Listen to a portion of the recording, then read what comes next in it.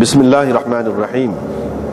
Kitab bantahan ataupun penolakan terhadap golongan Jahmiyah dan selain mereka. At-Tauhid.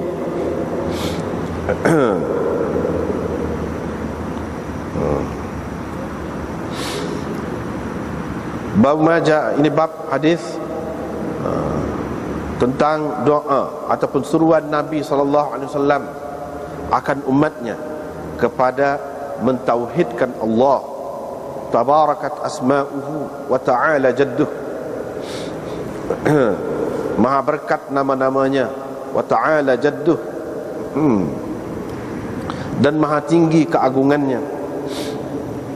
Dengan sanadnya Imam Bukhari meriwayatkan daripada Ibnu Abbas bahawa Nabi SAW telah menghantarkan Mu'adz ke Yaman. Dengan sanad satu lagi juga daripada Ibnu Abbas, beliau berkata, ini perawi ini Aba Ma'bad maula kepada Ibnu Abbas berkata, aku telah mendengar Ibnu Abbas berkata ketika Nabi SAW mahu menghantarkan Mu'adz bin Jabal kepada penduduk Yaman, baginda SAW bersabda kepadanya, sesungguhnya engkau akan pergi kepada satu golongan ahli kitab, falyakun awwalu ma tad'uuhum, maka hendaklah perkara pertama yang engkau seru mereka ialah supaya mereka mentauhidkan Allah. Apabila mereka telah mengenal tauhid itu, maka kamu ceritakanlah kepada mereka bahawa Allah telah memfardukan, telah mewajibkan ke atas mereka 5 sembahyang dalam sehari semalam. Bila mereka telah bersembahyang, maka kamu ceritakanlah kepada mereka bahawa Allah telah mewajibkan ke atas mereka zakat pada harta benda mereka, di mana dia ambil harta itu daripada orang kaya di kalangan mereka dan dibahagikan, diberikan, dikembalikan kepada orang fakir di kalangan mereka. Bila mereka sudah menerima itu, fakhudh minhum, maka engkau ambillah daripada mereka, wa tawaqqa karaima amwalin nas, dan kamu hindarilah daripada mengambil harta-harta orang yang terbaik sahaja, yang paling baik, yang terbaik.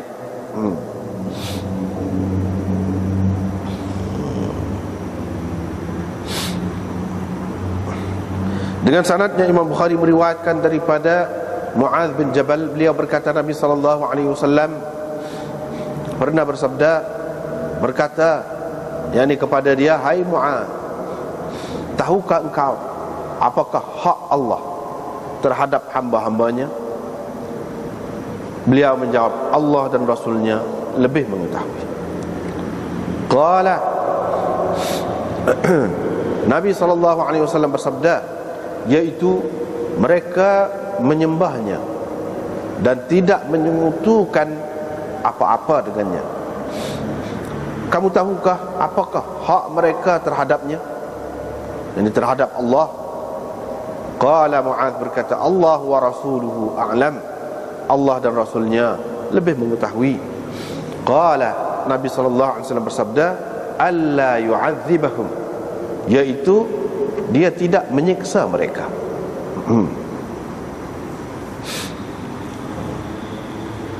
Dengan sanadnya Imam Bukhari meriwayatkan daripada Abi Sa'id Al-Khudri bahawa ada seorang lelaki mendengar seorang lelaki yang lain membaca Qul huwallahu ahad. Dia mengulangi membaca surah itu. Bila tiba pagi besok, bila tiba keesokan paginya, orang itu pergi kepada Nabi SAW. Dia pun menyebutkan perkara tadi kepada baginda.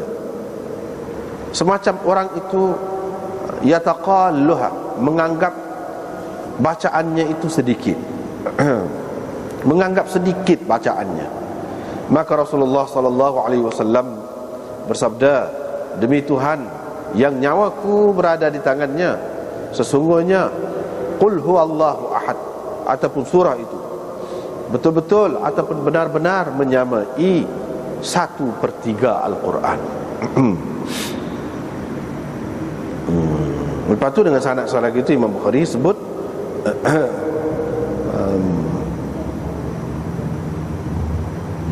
Abu Sa'id Al-Khudri berkata, akhbarani akhi, saudaraku iaitu Qatadah bin An-Nu'man,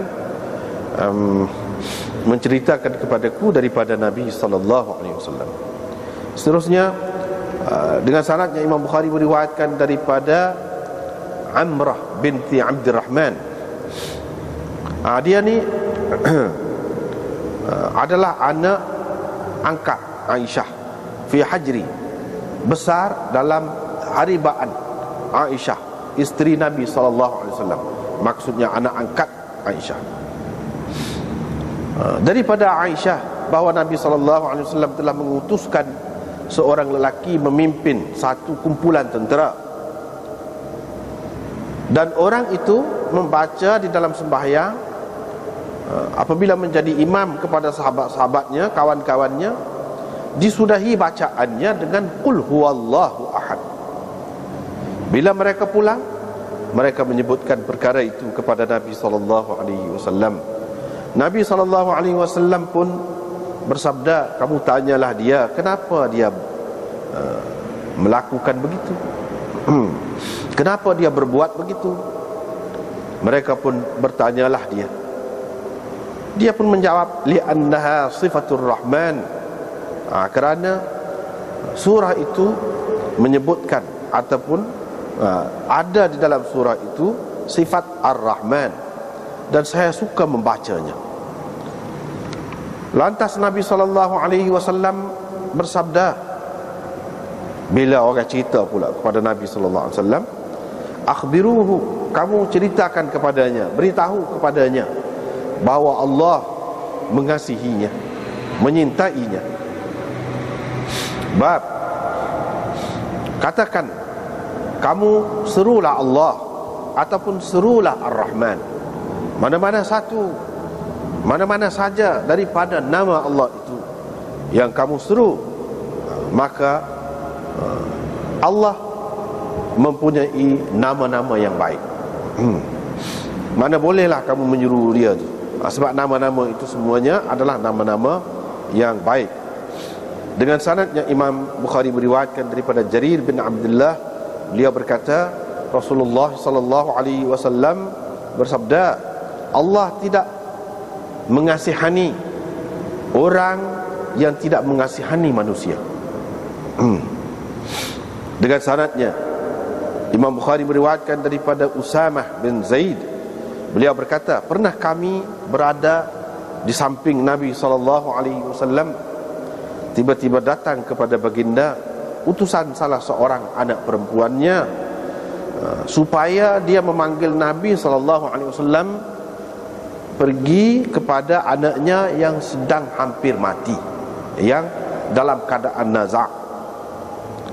Nabi SAW berkata kepada orang itu, kembalilah kamu, ceritakan kepadanya, sesungguhnya hak Allah, Allah berhak mengambil apa yang diambilnya, dan Allah berhak memberi apa yang mahu diberinya.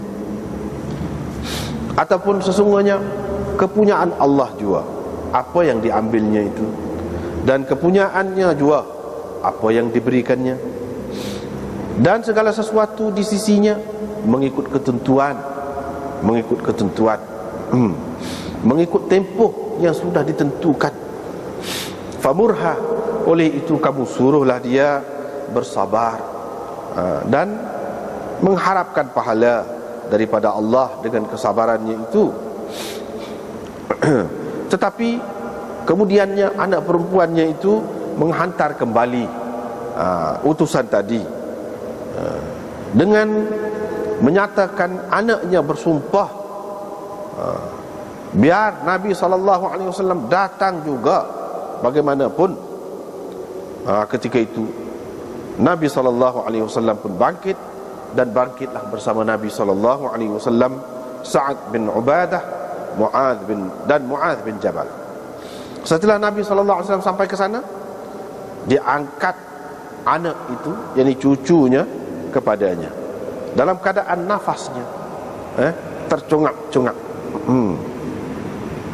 Nafasnya tercungap-cungap, ataupun dalam keadaan berkeruh bunyi suara nafas anak itu.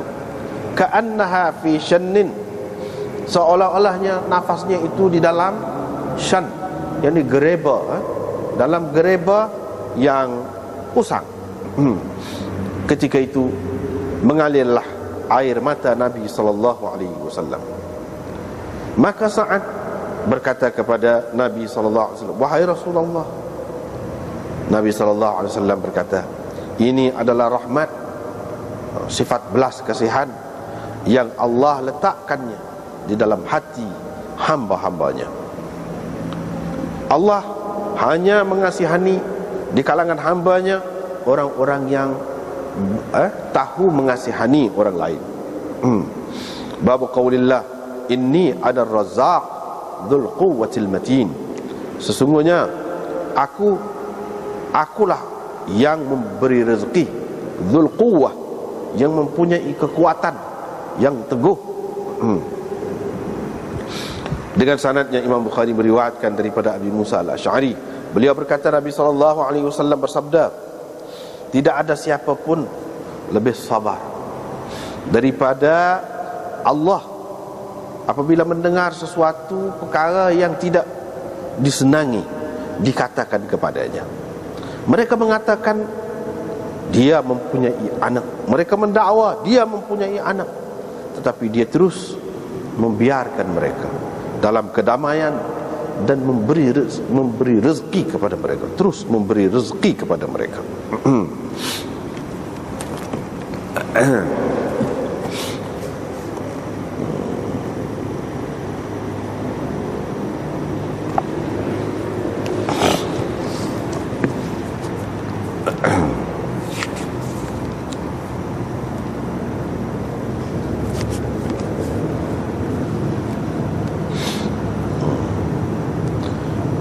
Ini bab firman Allah, alimul ghaib, dia mengetahui perkara ghaib, yang mengetahui perkara ghaib.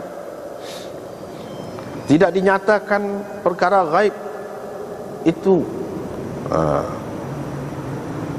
kepada sesiapa pun.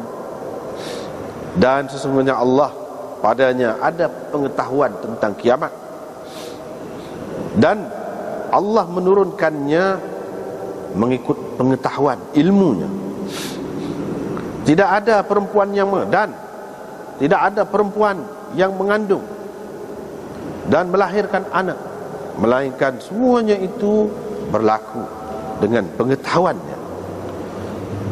Ilaihi yuraddu ilmu sa'ah, kepadanya jua diserahkan, dikembalikan pengetahuan tentang kiamat. Yani dia sahaja yang mengetahui tentang kiamat itu. Abu Abdullah berkata, Yahya berkata, Az-Zahir, yani Tuhan itu yang bersifat dengan Az-Zahir, yani atas segala sesuatu dengan ilmunya. Yang Al-Batin, yang batin, yani terhadap segala sesuatu dengan ilmunya.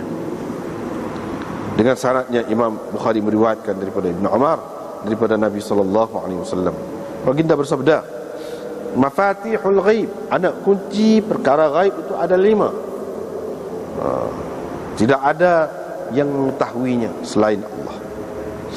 Tidak ada yang mengetahui apa yang kurang, ma taghidul arham, apa yang kurang ataupun yang tidak jadi dalam rahim itu, kecuali Allah. Dan tidak ada sesiapa pun mengetahui apa yang akan berlaku besok kecuali Allah. Dan tidak ada yang mengetahui bila akan datang hujan melainkan Allah. Tidak ada satu pun jiwa ataupun diri mengetahui di bumi mana dia akan mati kecuali Allah. Dan tidak ada sesiapa pun mengetahui bila akan berlaku kiamat kecuali Allah. Dengan sanadnya Imam Bukhari meriwayatkan daripada Aisyah, Beliau berkata, sesiapa yang menceritakan kepadamu bahawa Muhammad telah melihat Tuhannya, maka sesungguhnya dia telah berdusta. Kerana dia sendiri berkata, yakni Allah, la tudrikuhul absar, dia tidak dapat ditanggapi oleh penglihatan. Dan sesiapa yang menceritakan kepadamu bahawa dia mengetahui perkara gaib, maka sesungguhnya dia telah berdusta. Yakni Nabi itu tahu perkara gaib, sesungguhnya dia berdusta. Wa huwa yaqul, padahal dia berkata, yakni Allah, la ya'lamul ghaiba illallah, tidak ada yang mengetahui perkara gaib kecuali Allah. Sekat dulu.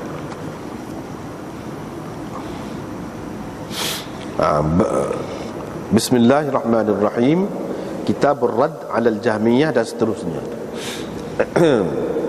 Jadi dari segi kedudukan Bismillahirrahmanirrahim, begitu juga tajuk ini dalam nuskha-nuskha Bukhari yang ada tu berbeza-beza sebenarnya. Ini mengikut satu nuskha. Ada kalau kitab kita ni tepi tengah tu dia menyatakan nuskha lain, iaitu bunyinya Kitab Raddil Jahmiyah. Radd tak ada alillah, tak ada ala. Ini tu. Lepas tu dalam nuskha yang lain pun ada Kitab Tauhid War-Radd 'ala al-Jahmiyah, ada juga lagu tu. Tu situ kalau dalam kitab ni. Jadi nuskha Bukhari ni daripada Firabri itu banyak nuskhanya. Jadi tak serupa tu dari segi tertib dulu, kemudian lafaz-lafaz yang tersebut dalam tajuk. Kalau kita tengok dalam hasyiah ni pula, dalam hasyiah Sahih Bukhari yang kita pakai ni, nombor 5, cuba tengok kalau ada tu nombor 5 sebenarnya. Kadza waqa'a lin-Nasafi, lagu ni lah dia kata, nuskhah mengikut nuskhah Nasafi. Mengikut nuskhah Nasafi. Lagu ni Nasafi ni bukan ahli tafsir Nasafi, itu dah Nasafi lain. Ni salah seorang yang mempunyai nuskhah kitab Sahih Bukhari ni, nuskhah Firabri tu. Lagu ni lah kebanyakan penyalin daripada Firabri nya dia lagu ni lah, Kitab Tauhid. Kadza waqa'a lin-Nasafi wa alayhi iqtasara al-aktharun 'anil Firabri. Kitab Tauhid gitu saja. Lamalah kata lagu tu. Dalam riwayat Mustamli,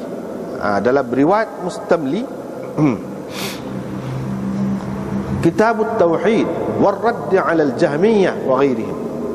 Mana Kitab Tauhid dulu, bukan macam ni Kitab Ar-Radd 'ala al-Jahmiyah ni, tapi Kitab Tauhid dulu. Gitu. War-Radd 'ala al-Jahmiyah wa ghairihim. Tapi dalam syarah Ibnu Battal dan Ibnu Tin gini pula, Kitab Radd al-Jahmiyah wa ghairihim at-Tauhid, gitu. Mana ini bab Jahmiyah dan lain-lain menolak tauhid. Mereka menolak tauhid. Wa qala ba'dhum, dia kata, jadi tauhid tu baca dengan bagi atas, at-tauhid. Jadi mereka menolak tauhid. Jadi at-tauhid itu jadi maf'ul kepada rad. Sebagai maf'ul. Tak apalah, gitulah keadaannya. Jadi nuskha-nuskha itu berbeza-beza.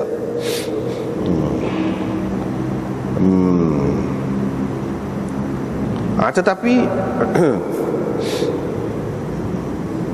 hak lebih sedapnya Kitab Tauhid dulu. Hak tu lebih molek sebenarnya. Kitab Tauhid war-Radd 'ala al-Jahmiyah wa ghairihim. Gitu hak lebih molek. Sebab tidak ada maknanya kita mengatakan Jahmiyah ni menolak tauhid. Bukan semua golongan Jahmiyah itu menolak tauhid. tidak menerima tauhid. Ataupun kalau kita kata kitabur rad 'ala al-jahmiyah wa ghairihim at-tauhid. At-tauhid itu nak baca gana. Lepas tu dia kata ada yang baca bagi datang, ada yang baca bagi depan. Macam-macam dengan idafat itu.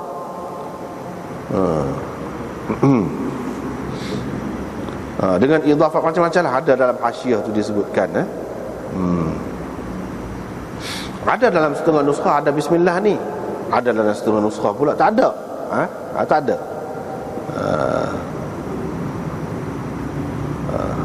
Jadi ada bismillah ni sebelum lafaz kitab at-tauhid. Kalau kitabur rad 'ala al-jahmiyah kau gapo ni tak ada kecuali dalam nuskah Abi Dzar. Dalam nuskah Abi Dzar.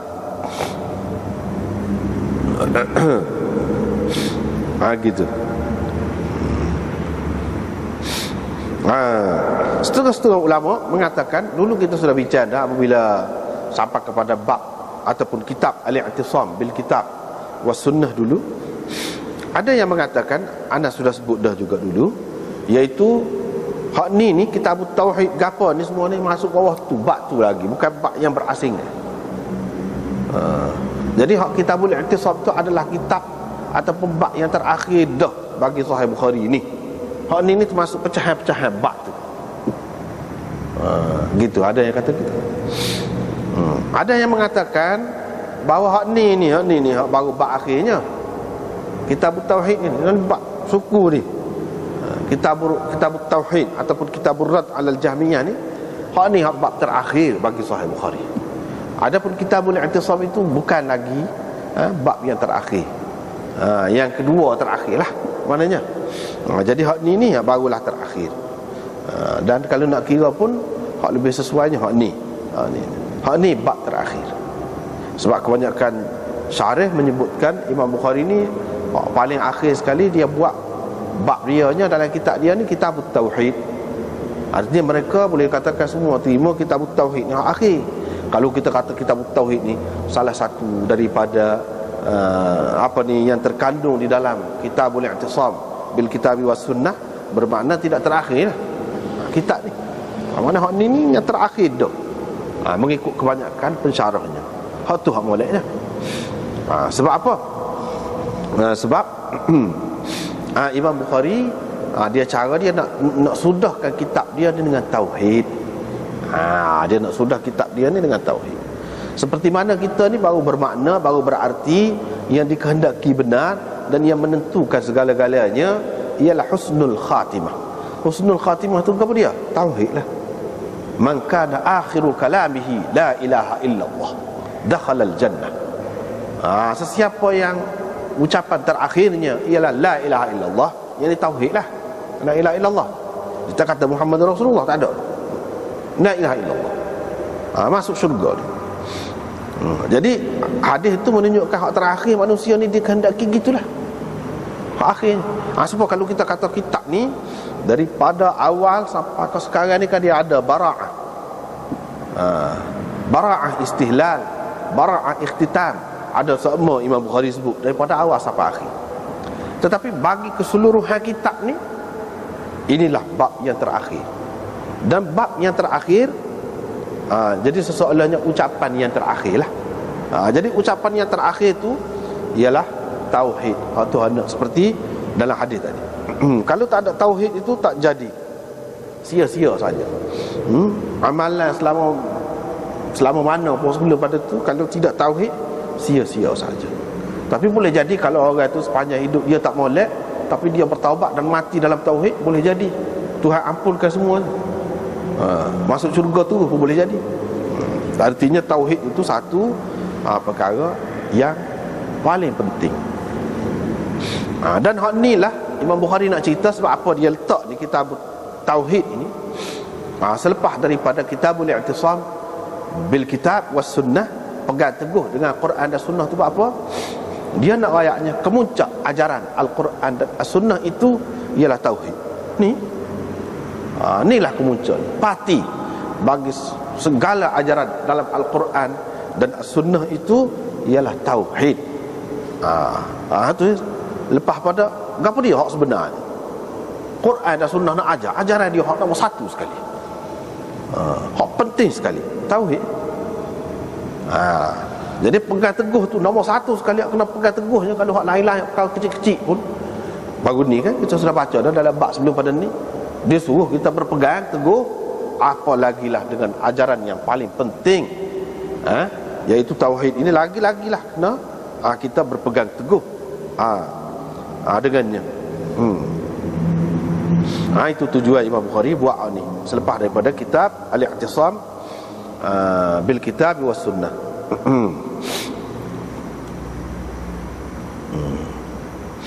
Dan nak menolak alal Jahmiyah wa ghairihim. Kitab ni memang Imam Bukhari nak menyabitkan tauhid. Memang agama Islam tu agama tauhid, tetapi ada masalah apabila banyak zaman kemudian ni timbul golongan-golongan yang mendakwa Islam juga, tetapi sebenarnya tidak tauhid, tidak ada tauhid itu. Itu dia nak tolak golongan tu lah, nak tolak golongan tu. Jadi golongan tu amalah, antara lain Jahmiyah, dia sebut wa ghairihim, dan lain-lain lagi. Ini contoh. Artinya tidak semesti orang tu kalau dakwa Islam, mana dia tauhid dia betul lalu. Boleh jadi dia tidak Islam pun kalau tak betul tauhid ni. Hak lain dia molek, dia buat serupa dengan kita pun, kalau tak ada tauhid ni tidak Islam. Dakwaan sajalah. Perlu diperbetulkan. Tapi adalah hak mengaku Islam ni, hak mengaku pegang dengan Quran ni, sebenarnya dia kata dia tauhid juga cara dia, tapi tak kena. Ataupun pada hakikatnya pegangan dia tu menolak tauhid, bercanggah dengan tauhid yang dikehendaki oleh Al-Quran dan As-Sunnah. Hak tu Imam Bukhari nak tolak dia betul. Nak rayaknya di kalangan orang-orang Islam yang mendakwa tauhid ni, kata Tuhan Esa tu pun macam-macam lagi adanya.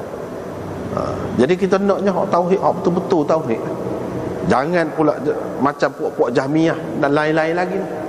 Ini tidak ada tauhid.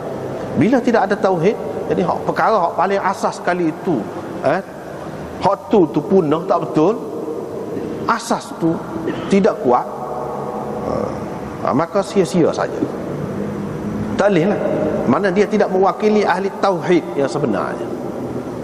Tidak melaksanakan, menjunjung ajaran tauhid la ilaha illallah dalam arti kata yang sebenarnya, walaupun dia mengaku sebagai orang Islam.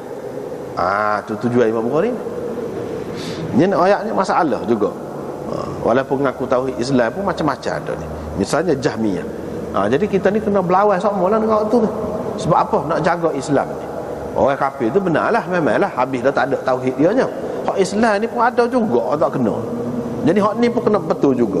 Yang kita kena hadapi banyaklah.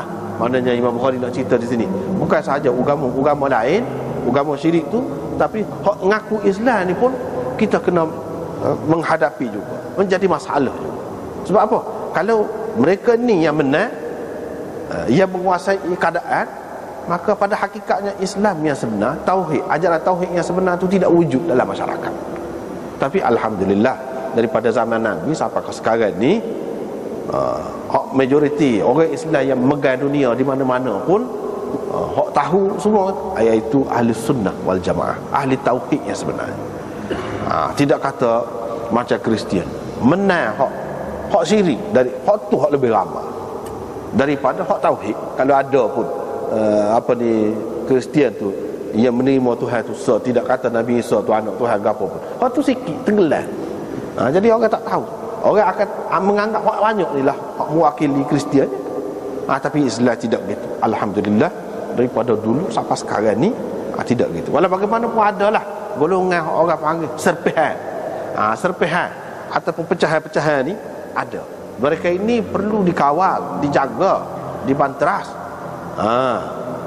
dihapuskan seperti mana yang dilakukan oleh sahabat-sahabat dulu. Mereka tidak biarkan golongan-golongan yang sesat ni tersebar, menyebarkan ajaran mereka. Mereka tak biarkan. Sebab itulah sampai mereka perang-perang yang ada sahabat-sahabat ni.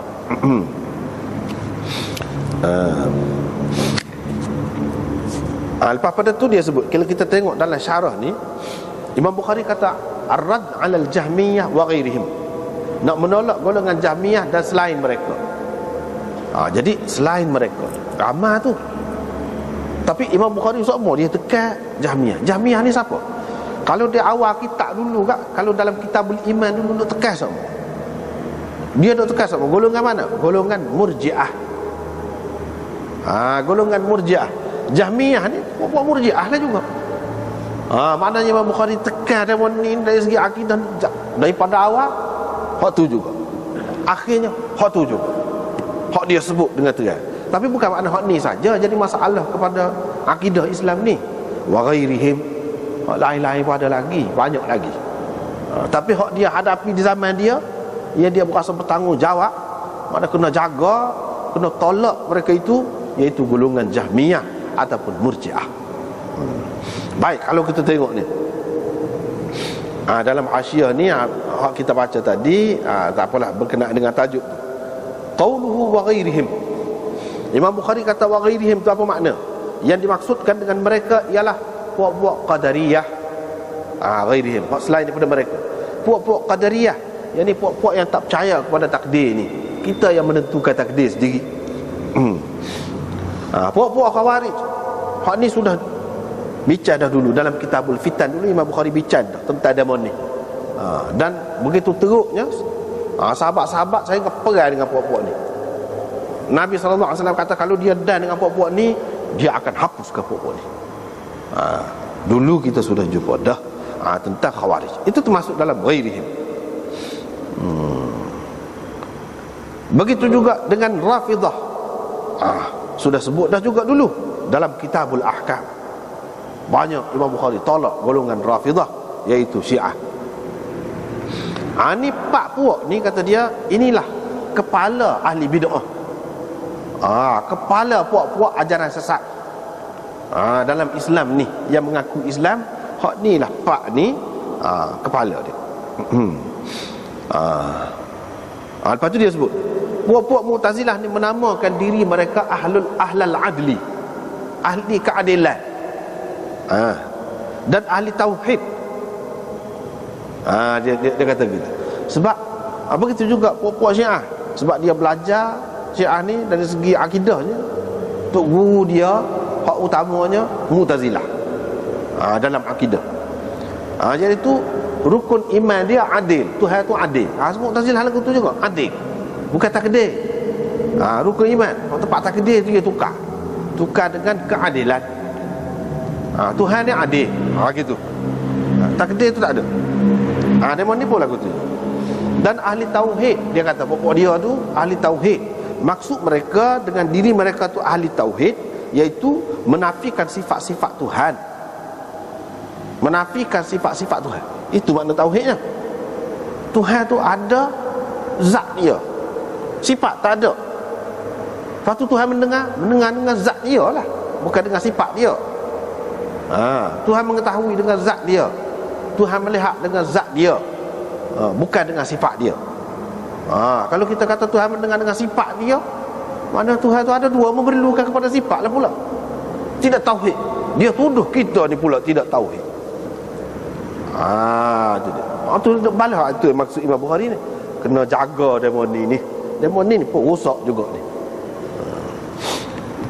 Jadi dia kata ahli tauhid tu, tauhid pokok dia tu lah tauhid sebenar. Kita ni tidak tauhid sebenar. Sebab apa? Kita kata Tuhan ada sifat. Jadi ada zat, ada sifat. Dua perkara lah, tidak tauhid lah. Tauhid ni boleh sah mengerti. Sah mengerti. Dia dengar dengan zat dia. Ni dengar sifat lain, melihat sifat lain. Banyak lah tu. Banyak kata dia.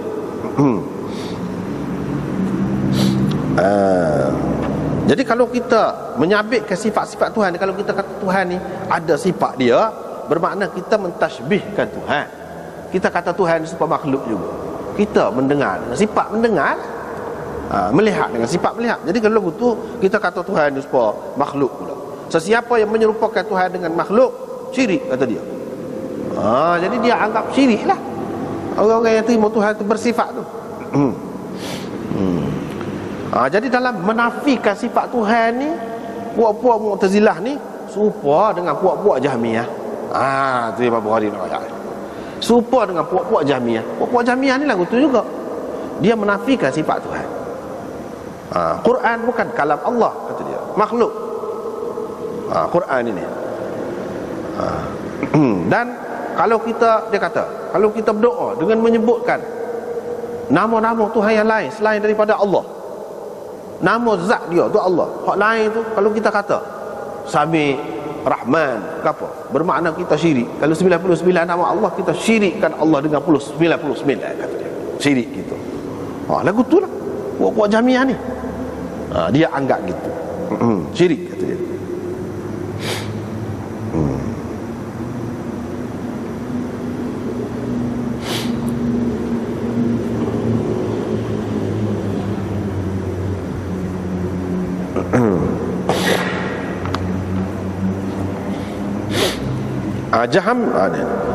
Jahmiyah ni, apa panggil Jahmiyah ni? Pasal dianya, kepala dia, ketua dia tu Jaham, nama dia Jaham bin Safwan. Tapi akhirnya dia ni mati. Pasal orang Islam di zaman awal dulu perang nak hapuskan ajaran sesat ni. Walaupun dia mengaku Islam, dia kata dia lah ahli tauhid yang sebenar, tapi ini mengelirukan orang. Mati dia. Ni dalam ni pun dia ada sebut ini. Matinya pada tahun 130. Ataupun ada beza-beza pendapat lah, itu tak apalah. Dia tu lah. Lepas tu dia kata sini, Jaham bin Safwan dan pengikut-pengikut dia ni ramai lah pada ketika tu. Lepas pada tu, bila dia ni dihapuskan oleh pihak pemerintah, lama-lama dia tukar rupa. Dia berselindung di sebalik puak-puak sufi, kata dia. Di sini. Dia puak-puak sufi. Gitulah. Mengikut Ibnu Hazm dalam kitab Al-Fisal fil Milal wan Nihal, dia kata orang yang mengaku Islam terbagi kepada 5 kumpulan hak besar. Hak lain-lain terpecah hak ni. Dia kata sebab dia tulis tu tentang firak kitab tu. 5, kata dia. Yang pertama Ahlus Sunnah. Tu kitab tu betulnya Imam Bukhari apa semua apa hak tu lah. Kalau ada pecah gini-gini pun hak tu lah. Ahli Sunnah gitulah. Yang kedua Mu'tazilah. Termasuk dalam Mu'tazilah ni Qadariyah, hak tak percaya kepada takdir. Dia mengaku Islam juga. Lepas tu Murji'ah. Termasuk dalam Murji'ah ni Jahmiyah. Imam Bukhari tekan sangat. Pasal apa? Puak Jahmiyah ni dia kata, kalau kita mengaku Tuhan dalam hati kita, Tuhan ni ada dosa, cukup dah lah. Tak semaya tak apa, kata dia. Masuk syurga tak masuk neraka, kata dia. Kalau buat maksiat lah mana pun tak masuk neraka orang Islam. Sebab apa? Dalam hati dia ada akidah terhadap Tuhan, ada pada hak tu. Tu akidah dia. Kalau semua berhala sekali pun zahir, semua berhala buat benda syirik, siapa semua berhala, tak masuk neraka. Siapa setara tu? Ni bahaya ni, bahaya. Karamiyah, ni pecahan-pecahan ni belakang. Lepas pada tu Rafidah. Masuklah Syiah, macam-macam Syiah, Rafidah.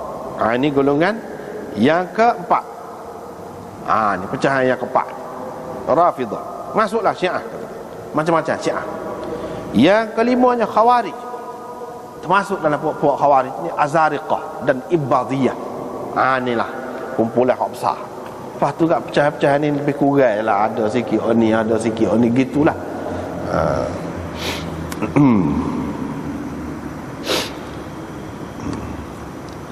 Habis itu. Lepas tu Imam Bukhari buat tajuk ni, akhir ni cara dia pelik. Kalau kitab-kitab lain, dia start dengan akidah dulu. Imam Bukhari tak. Dia sudah kitab dia dengan akidah. Jadi kitab tauhid dia ni bukan maksud cara kepada tentang keesaan Tuhan saja, tak. Kitab tauhid ini dia serupa dengan dalam kitab-kitab lain, iaitu perbincangan tentang ilahiyat, ketuhanan. Ataupun hak ni termasuk dalam bab akidah, aqaid. Itu makna kitab tauhid di sini. Bukan berkenaan dengan Tuhan saja. Banyak lagi hak cerita tentang hak lain-lain.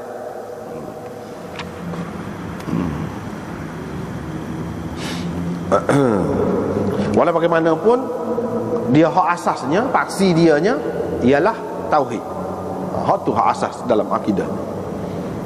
Ni perkara ni ada sebut di dalam hasyiah tepi pun ada sebut juga.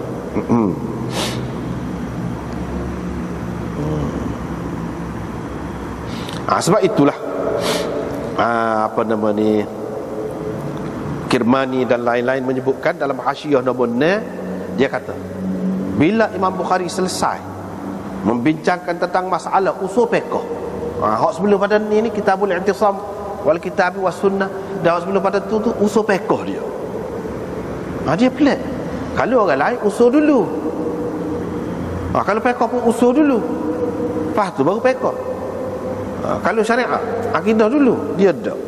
Imam Bukhari ni pelik cara susunan dia. Jadi hak akhir ni usul fiqh kemudian. Selepas bincang sampai habis fiqh tu baru usul fiqh.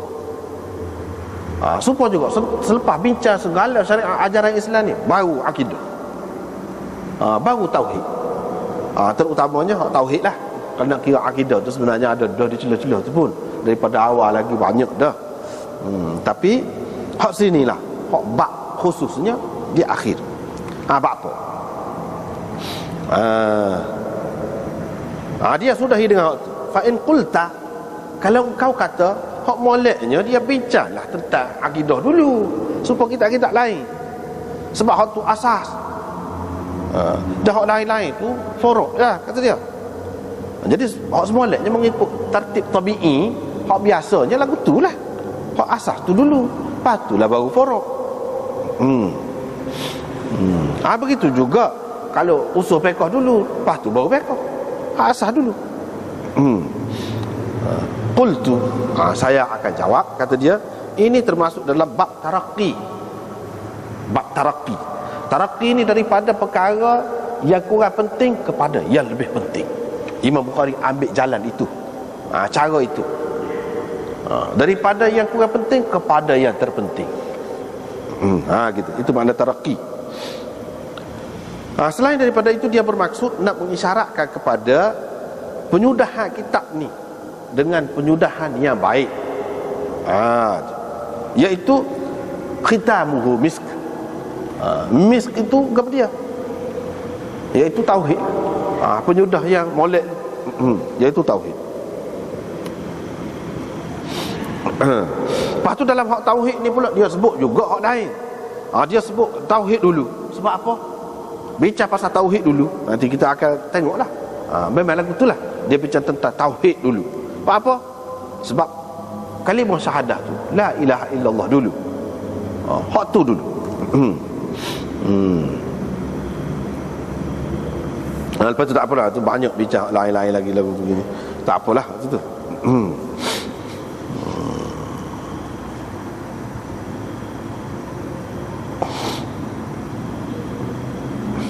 Dan akhir sekali, kalau dalam bab tauhid ni dia sudahi akhir sekali dengan bab kalam. Kalam Allah dia sudahi dengan itu. Dalam bab tauhid ni akhir sekali itu. Sebab apa?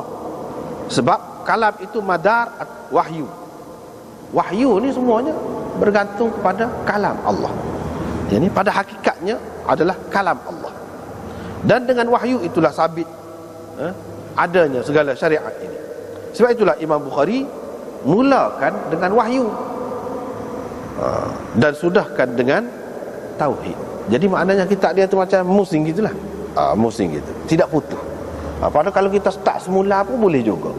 Kalam Allah. Kalam Allah tu lagu mana? Kalau start semula wahyu, kitabul wahyu. Tu pergi situ pula.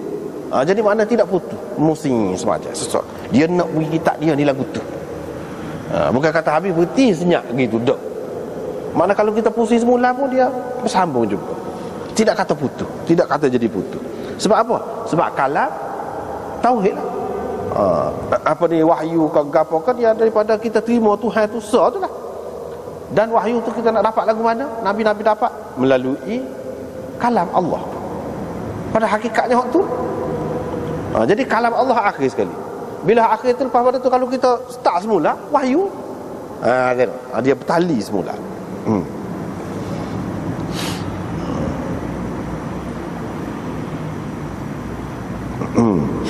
Tapi kalau engkau kata dia, "Dok, kitab ni, kitab Bukhari ni tidak sudah dengan kalam. Sudah dianya sudah dengan mizan. Neraca amalan." Kalau kita baca ni akan datang ni, akhir sekali hadis dianya iaitu mizan, neraca amalan. Itu hak akhir sekali. Maka kita jawab, kata dia, ini bukan maksud sebenarnya. Hak sebut mizan-mizan ni bukan maksud sebenarnya. Hak ni ambil ni nak mengambil sempurna, menyudahkan kitab ni dengan tasbih. Sebab dalam hadis tu ada sebut subhanallah wa bihamdihi subhanallahil azim. Hak akhir sekali. Hadis Bukhari ni akhir sekalinya cara ke mizan. Bab dia tu pun bab mizan. Ni kalau kita tengok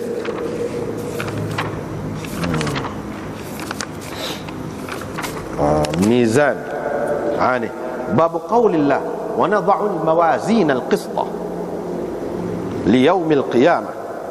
Lepas tu dia mari hadisnya, kalimatani habibatani ila ar-rahman khafifatani 'ala al-lisan thaqilatani fil mizan subhanallahi wa bihamdihi subhanallahil azim. Dia sudah dengar tu. Jadi hak ni Imam Bukhari nak kata bukan maksud sebenarnya. Hak maksud dalam bab akidah ni hak sebenarnya kepada dia iaitu kalam Allah. Tapi untuk mengambil sempena daripada hadis Nabi sallallahu alaihi wasallam hak kata majlis ni kalau nak tutup dia kena tasbih. Maka dalam hadis ni ada sebut tasbih. Itulah jadi penutup dia. Subhanallah wa bihamdihi subhanallahil azim. Jadi Imam Bukhari sudahi kitab dia tu dengan kafarah majlis. Seseolahnya sepanjang kitab ni majlis lah, majlis. Duduk mengaji, majlis.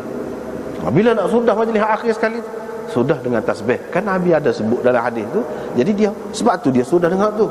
Tapi bukan maksud mizan itu. Tapi kalau orang kata dari sudut lain boleh juga mizan itu.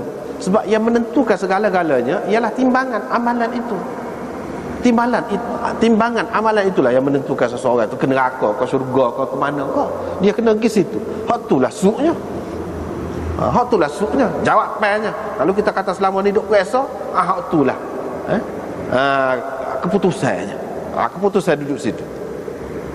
Pun boleh pergi juga, supaya juga. Mana itu juga menunjukkan kepada penamak juga, penyudah juga. Habis cerita juga.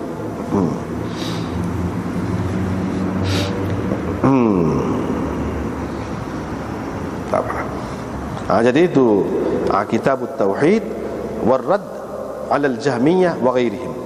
Kalau sini Kitabur Rad 'ala al-Jahmiyah wa ghairihim fit tauhid. Dalam nuskhah dia ada fi di situ.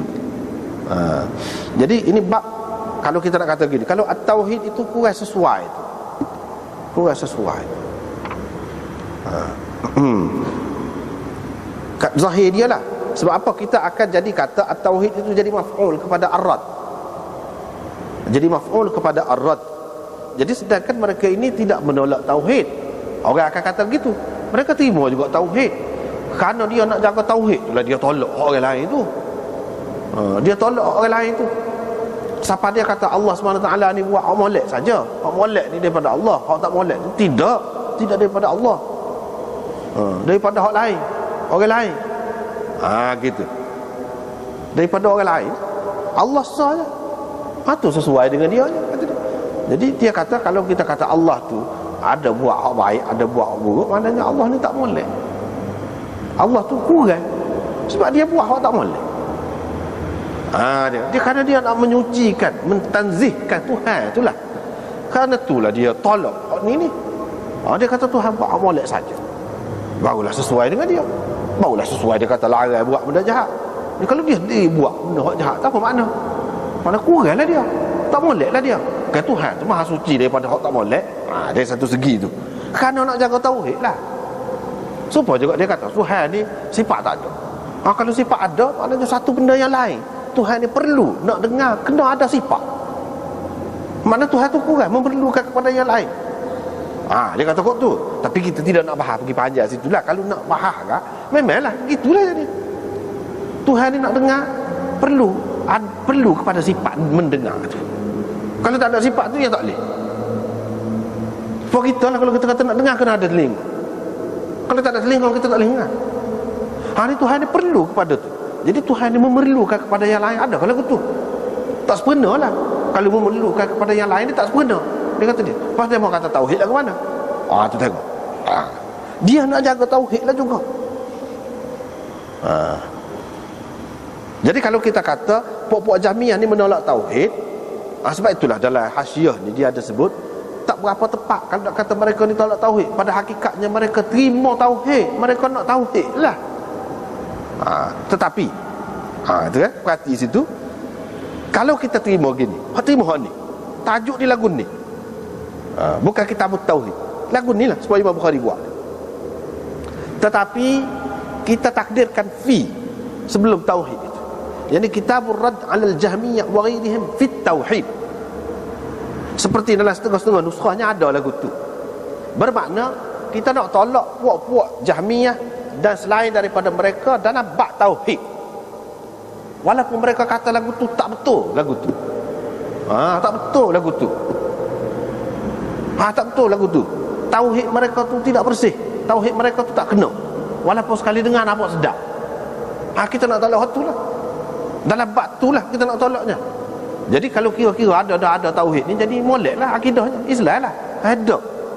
Kalau tauhid tu tak molek, faham tak molek, sehingga menafikan apa yang disabitkan oleh Allah untuk dirinya, innallaha sami'un basir misalnya. Sami', Allah SWT dia kata sesungguhnya Allah Maha mendengar. Jadi sami' tu sifat gapo? Perkataan gapo? Kalau orang mengaji bahasa Arab dia tahulah. Sirah sifat ke tu? Sirah sifat, bukan sirah zat tu, bukan isim zat, isim sifat. Jadi Tuhan sendiri mengatakan dia tu bersifat dengan sami, bersifat dengan basir. Dia sendiri kata, dan dia guna perkataan sifat itu, sirah sifat itu.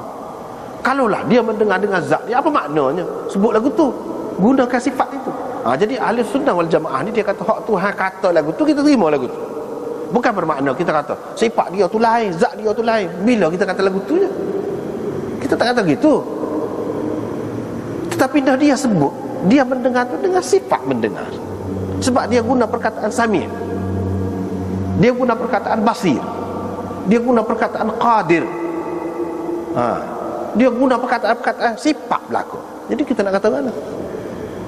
Kita kadang-kata dia ada sifat lah, tapi sifat dia tu bukan makna sebab kita ni memerlukan kepada telinga. Bukan lagu tu sama ada dengan dia. Tidak kata ada diri dia dulu, lepas tu baru ada sifat tu. Dia dapat sendiri ke, dia buat sendiri ke sifat tu, ataupun dia ambil lain ke? Tak, sama dengan dia. Tetapi kita ada beza di antara zat dengan sifat ni, ada beza. Dalam bahasa Arab pun ada beza. Dan dia terima, dan dia kata dia tu bersifat lagu tu, kita tak boleh kata tak ada lah. Itu orang panggil mu'attilah, ta'til. Ta'til, yang ini membatalkan sifat Allah. Tak boleh. Dalam tauhid tak boleh lagu tu. Supaya juga dia kata Tuhan ni mana buat awak tak molek, lagu mana? Kalau buat awak tak molek, mana dia tak molek juga dalam lagu tu. Dia tidak faham. Dia tidak faham beza di antara Tuhan nak kehendak dengan Tuhan redha. Dia tidak faham itu. Wala yarda li ibadihi al-kufr. Tuhan tidak redha, tidak suka kufur tu untuk orang mukmin. Untuk hamba dia. Mana dia tidak redha, dia tidak suka. Tetapi kita tengok ayat, faman syaa'a falyu'min wa man syaa'a falyakfur. Siapa-siapa nak beriman boleh beriman, sesiapa yang nak jadi kafir boleh kafir. Memang kita tengok pun dalam kenyataan kan, hak nak jadi kafir lah, boleh lah tu. Hak jadi kafir tu dengan kehendak siapa? Dengan kehendak Allah. Kita kata baiklah, dia kata kalau dengan kehendak sendiri, kalau lagu tu maknanya orang ni tidak perlu kepada Tuhan, kehendak dia tu dia buat diri lagu tu. Kalau lagu tu syirik benar lah, berapa ramai orang lebih syirik pada orang kafir lagi. Sebab apa? Sebab Tuhan tak ada kuasa tu.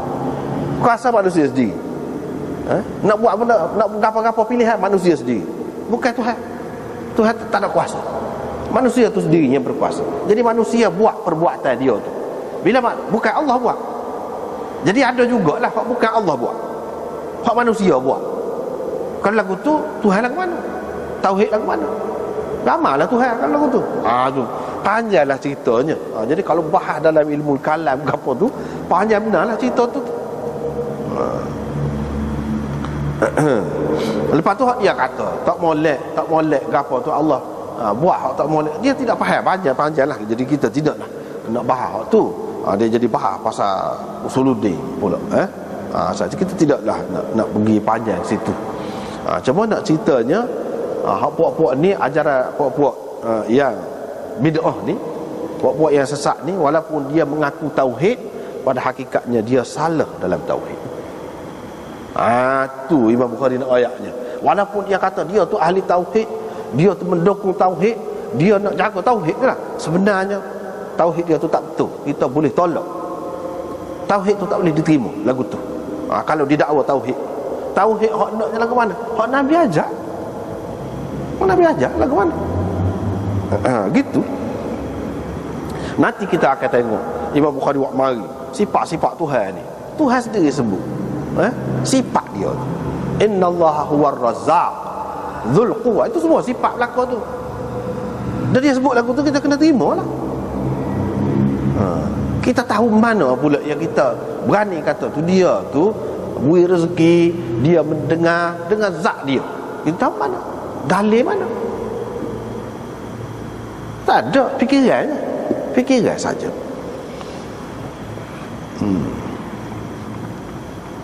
Jadi semua tajuk ni kalau kita kata Kitabut Tauhid warad 'alal Jahmiyah wa ghairihim boleh juga.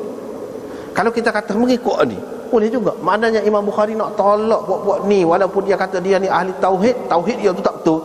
Tidak semesti orang yang mendakwa tauhid tu mana bagus lalu. Betul selalu sesuai dengan Quran dan Sunnah selalu. Tak mesti lagu tu. Tu dia nak tolak.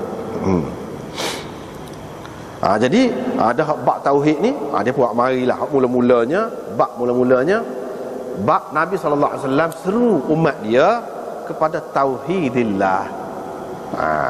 Itu tajuk dia. Sesuai lah.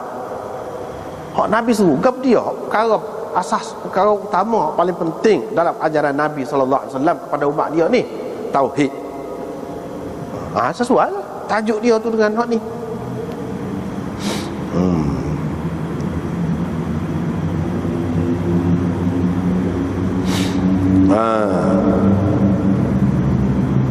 Lepas tu riwayat Ibn Abbas cerita Mu'adh ni, bila Nabi SAW nak hantar dia pergi ke Yaman, Nabi SAW kata, kamu ni nak pergi kepada buah ahli kitab, hendaklah hak mula-mula kamu seru mereka gapo dia,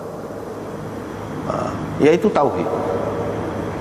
Itu mana ajaran Islam hak mula-mula sekali, hak paling penting sekali tauhid. Ni ada bara'ah istihlal orang panggil. Dalam Bukhari ni kalau kita perhati kitab Bukhari daripada awal sampai akhir, di mula-mula setiap bab tu kitab ni panggil Kitabul Tauhid ataupun Kitabur Rad al-Jahmiyah ni, dia mesti ada lafaz yang menunjukkan mula-mula. Bila dia start mula-mula, dia mesti ada yang menunjukkan mula-mula, start, pendahuluan, pembukaan dan sebagainya, mesti ada. Itu iltizam dia. Payah tu nak jaga tu. Lepas tu kalau sudah dia mesti ada isyarat kepada sudah, tamat, habis, akhir, mesti ada. Bara'ah ikhtitam ada, bara'ah istihlal pun ada.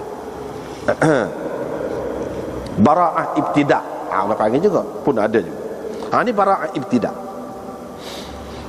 Mula-mula kalau kira bab tadi, hadis tentang seruan Nabi akan umat dia kepada tauhid. Jadi hak tu hak dia ajar hak mula-mulanya. Memang pun hak tu hak mula-mula. Jadi itu ada bara'ah ibtida' ataupun bara'ah istihlal. Jadi hak mula-mula kena kamu seru mereka, iaitu supaya mereka mentauhidkan Allah. Hak tu hak kena bui dulu. Bila mereka sudah kenal, sudah tahu tentang tauhid itu, bila mereka sudah makrifat, kenal Allah, fa akhbirhum. Baru royak. Allah mewajibkan gini. Hak lain tu kemudian berlaku. Hak mula-mula kena biar orang ni kenal Allah dulu, akidah dulu. Hak itulah hak Nabi sallallahu alaihi wasallam ajar ni, kata kepada Mu'ad apabila pergi tu kena lagu itulah.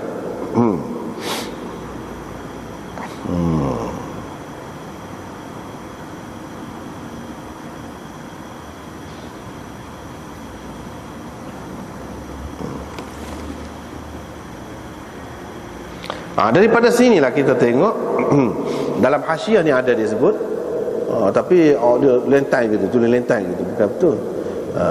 Qauluhu falyakun, hak mula-mula kamu suruh dia tu kenallah tauhid.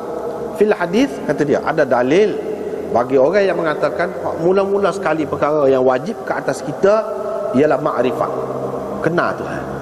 Hak tu hak mula-mula sekali. Ini seperti Imamul Haramain gapo kata memang lagu itulah.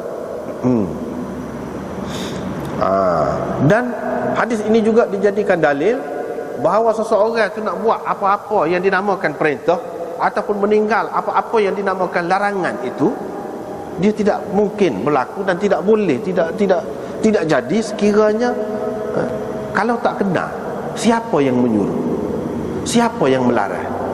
Kita nak buat ni, nak menjunjung perintah siapa?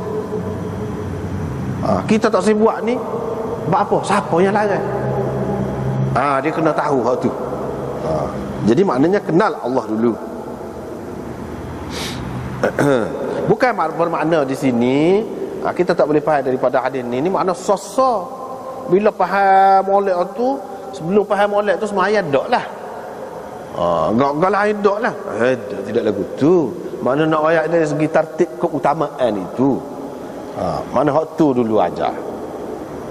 Lepas pada tu semaya tu pun yalah juga, selalulah juga. Bukan makna semaya ni nanti sebulan lepas pada tu. Kalau misalnya kita kata tidak makna gitu sini. Mana dari segi cerita tu, cerita hak tu dulu. Tapi kalau cukup syarat apa-apa lain, buat selalu juga. Gitu. Apa yang disebutkan di sini tentang semaya, lepas pada hak kenal Allah, semaya, itu mana kemuncak dia amalan itu. Hak tu hak berkait dengan peribadi dan diri seseorang tu. Lepas tu hak yang keduanya berkait dengan masyarakat, zakat. Supaya dalam Quran juga selalu sebut aqimus solah wa atuz zakah. Dua tu. Hak ni hadis ni pun lagu tu juga, serupa dengan Quran itu. Jadi zakat ni diambil daripada hak kaya dan beri kepada hak sesak di kalangan mereka. Bila mereka terima hak ni, maka ambillah daripada, maknanya maksudnya gapo-gapo nak buat ni biar dengan faham, biar dengan jelas, biar dengan tahu cara-cara dia. Gitu. Tak boleh kata buat tu sesuka hati. Tahu selalu. Kita kata tahu kata sembahyang ni wajib sembahyang lalu. Kena tahu dulu air sembahyang, apa batas air sembahyang, kena tahu hak tu. Gitulah juga hak lain-lain. Bila mereka sudah terima hak ni, zakat ini, dari segi tindakannya, kamu lagu mana? Pemungut zakat ni. Jangan dipilih hak molek-molek saja daripada harta orang ramai ni. Jadi pilih hak sederhana. Kalau pilih hak molek-molek, jadi kalau kambing tu hak besar-besar, misalnya kita kata, lembu tu hak besar-besar, hak segar-segar, nyaya. Jadi tidak, maksudnya zakat ni pun untuk keadilan kan. Kalau dari segi pungut tu pun tidak adil dah. Adil tu mana seimbang lah. Nyaya pula jadi kepada Tuhan tu, ambil hak molek-molek. Kalau tidak dia boleh jual mahal hak tu kan. Boleh buat bakar lagi molek-molek. Kalau kita ambil hak tak molek, nyaya kepada orang miskin pula. Hak dia nak adil kan? Adil ni biar tengah-tengah lah. Biar seimbang. Hanya disebab tu dia kata jangan dipilih, pisah cari hak molek-molek. Bukan bermakna nak suruh cari hak huduh-huduh. Dah. Sebab untuk adil, keadilan, iaitu tengah. Jadi ambil yang sederhana. Jangan ambil hak huduh-huduh sangat. Itu jadi tidak adil pula. Jadi nyaya pula kepada hak miskin tu, orang yang akan menerima zakat itu. Gitu cara dia bagi kaedah tu. Jadi hak nak di sininya Nabi SAW kata hak mula-mula sekali nak suruh orang ni, suruhlah mereka mentauhid, yuwahhidullah Situ tajuk kitab tauhid tu, situ dah duduk situ.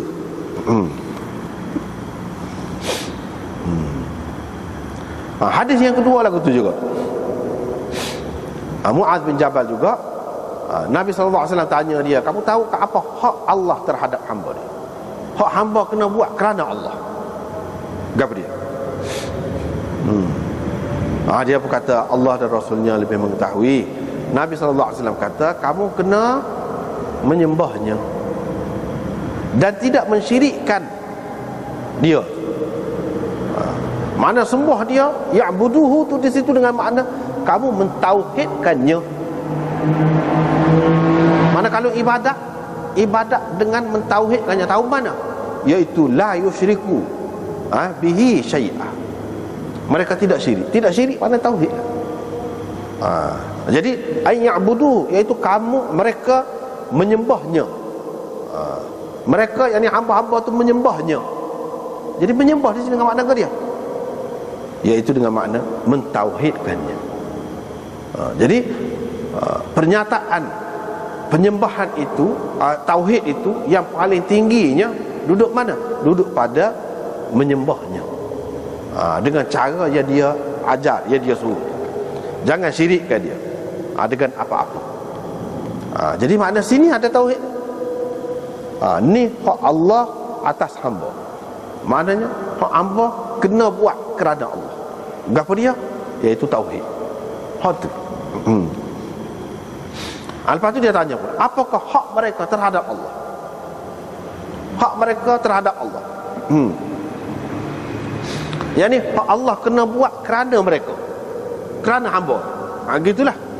Ataupun hak Allah janji, jamin untuk hamba dia. Tahu, kamu tahu? Dia jawab lagu tu juga. Dia itu Nabi SAW kata, hak Allah terhadap hak mereka terhadap Allah, iaitu Allah melakukannya kerana hamba. Kerana hamba. Apa dia? Iaitu tidak menyeksakan mereka apabila mereka tidak syirik, tidak apabila mereka mentauhidkannya.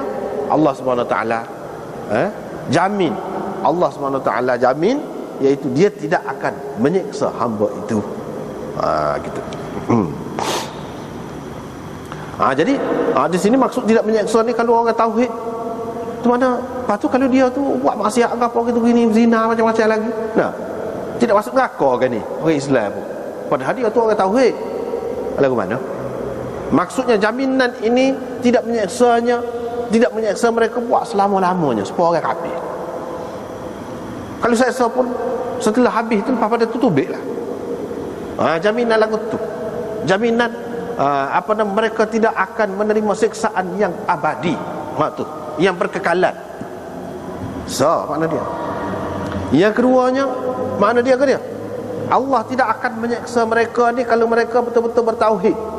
Mereka tak akan masuk neraka kalau betul-betul tauhid sungguh. Tak akan buat maksiat kalau tauhid sungguh. Hak ada buat juga tidak tauhid sungguh lah. Sebab tu ya kena masuk neraka tu, kena seksa juga tu. Hak ni maksudnya kalau tak akan menyeksa langsung. Mana kalau tauhid sungguh. Orang yang tauhid sungguh, muwahhidun sungguh, dia tak akan buat maksiat. Tak berani dia.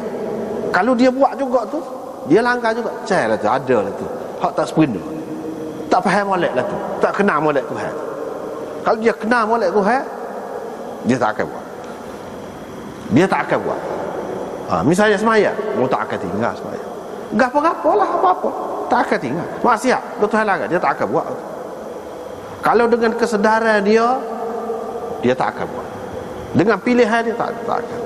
Kecuali kalau dipaksa lain cerita. Dan kalau dipaksa, Allah SWT tak akan hukum dah dia tu kerana dipaksa. Gitu. Memang tak kena langsung seksa kalau betul-betul tauhid. Ini juga sebagai jaminan kalau orang yang faham betul-betul tauhid, dia tidak akan buat benda salah sehingga dia kena seksa, dihukum dalam neraka, tak ada lagu tu. Sebab itulah kita tengok dalam hadis-hadis kan, dijamin kan, Nabi jamin berapa ramai ni masuk syurga terus, tak ada hisap. Bila tak ada hisap, mana nak masuk nerakanya? Hak lagu mana tu? Tauhid sungguh lah tu. Kali tauhid sungguh lah. Itu jaminan Tuhan. Kerana manusia tu jaga tauhid dia tu, kerana tu maka Allah SWT buat lagu ni, iaitu tidak menyeksa dia. Dua kemungkinan, itu dua makna. Seterusnya hak ni baca qul huwallahu ahad itu, hak ni hadis ni kita banyak kali dah jumpa ni. Banyak kali dah, dulu-dulu pun jumpa dah. Qul huwallahu ahad, dia ulang hak tu lah, baca hak tu semacam. Jadi ada sahabat yang lain tu dia buat semacam sikit lah dia baca. Nabi SAW kata tidak. Jadi lebih tu qul huwallah. Ini kelebihan qul huwallah lah. Kelebihan qul huwallah dalam hadis yang sahih. Jadi walaupun sikit pendek pun, dari segi makna dia tu menyamai 1/3 Al-Quran. Sebab hak ni cerita pasal tauhid.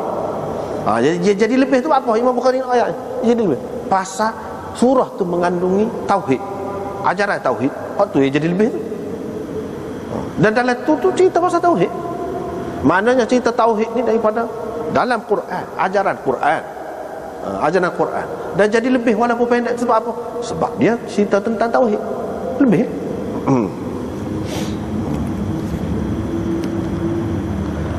Jadi dia berkenaan apa ni dengan 1/3 ni lagu mana? Berkenaan dengan akidah.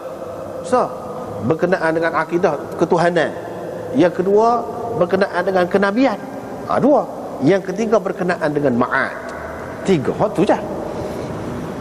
Tuhan, kenabian, ma'ad, akhirat. Hak tu je isi Quran. Parti dia. Akidah tentang Tuhan, tentang nabi-nabi, hak bawa ajaran Tuhan. Gapo dia hak dia bawa? Tu nabi. Yang ketiganya hidup selepas mati. Ini adalah Quran. Ataupun setengah ulama kata berkenaan dengan akidah. Dalam akidah tu termasuk pasal Tuhan, pasal nabi, pasal gapo tu. Lepas tu hak yang kedua ahkam, hukum hakam. Tapi hukum hakam tu lebih kurang je lah. Hukum hakam tu mari daripada nabi juga yang royak dia. Tak apalah, kalau mengikut pembahagian tu pun serupa je. Hukum hakam. Yang ketiganya berkenaan dengan esok lah, selepas mati. Jadi 1/3 tu dari sudut tu lah. Dari sudut akidah. Jadi kita kata tu tak ada tentang kenabian tu. Dalam surah Ikhlas tu mana ada cerita tentang nabi. Dan kalau kita kata akidah ni masuk belakang, masuk dah dalam tu. Qul huwallahu ahad. Ahad maknanya nabi-nabi ni tidak mungkin boleh jadi Tuhan. Ke mana-mana nabi lebih setara mana, hebat setara mana pun, Allah yang bersifat dengan sifat ketuhanan.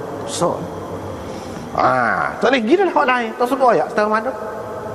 Jadi sebab kita tengok dalam agama-agama lain tu, mana-mana dianggap sebagai nabi tu sudah jadi Tuhan belaka. Islam ni orang yang pegang dengan Quran dan Sunnah tak akan jadi gitu. Sebab apa? Allahu ahad. Tu tak akan jadi sebab agama lain. Minta dengan Tok Peko tu nabi-nabi itulah dibuat sebagai Tok Pekonya. Patung Nabi Isa dibuat, patung Sri Rama, patung Buddha, patung macam-macam dibuat kan. Minta dengan tu tak akan berlaku orang Islam. Sebab apa? Allahus Samad. Allah je hak kita minta lagu tu, bukan orang lain. Masuk dah tu. Tahu selalu kedudukan Nabi tu setara mana. Kita tidak akan jadi syirik lagu tu kalau tengok situ dalam surah Ikhlas tu saja. Lepas pada tu dia sebut ni, dia baca surah lain dulu. Lepas pada tu qul huwallah, dia sudah dengan qul huwallah semua. Dia jadi kepala, dia jadi ketua pergi perang. Jadi buat apa lagu tu? Sahabat balik royaklah kepada Nabi. Sebab Nabi tidak buat gitu. Tidak buat gitu, tiba-tiba dia buat. Nabi kata tanya ni apa? Dia pun kata sebab dia suka, dia sayang dia. Mana dia sayang kepada Allah, kasih kepada Allah, sebut sifat-sifat Allah, sebut tentang Allah tu menggembirakan dia, menyukakan dia. Jadi dia kasih kepada tu. Bila sahabat tu pergi tanya dia itu, sahabat pergi rayak ke Nabi pula lah. Hak ramai-ramai ni pergi rayak. Dia kata Allah pun kasih juga kepada dia. Maknanya orang yang kasih kepada Allah, Allah kasih kepadanya. Balas balik. Orang yang suka kepada Allah, Allah akan suka kepadanya. Gitu maknanya. Jadi di sini ya, jadi kelebihan itu apa? Pasal tauhid belaka tu. Surah Ikhlas atau surah tauhid, orang panggil surah tauhid, boleh ada juga. Surah Ikhlas.